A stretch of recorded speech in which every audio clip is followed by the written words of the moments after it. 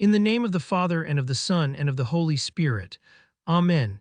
Dear Saint Therese of Lycia, I come before you with a heart full of gratitude and humility. As my patron saint, I seek your intercession for the healing of my body and soul. Help me to trust in your infinite love and mercy, even when faced with trials and challenges. Guide me on my spiritual journey that I may grow closer to you and find peace in times of suffering.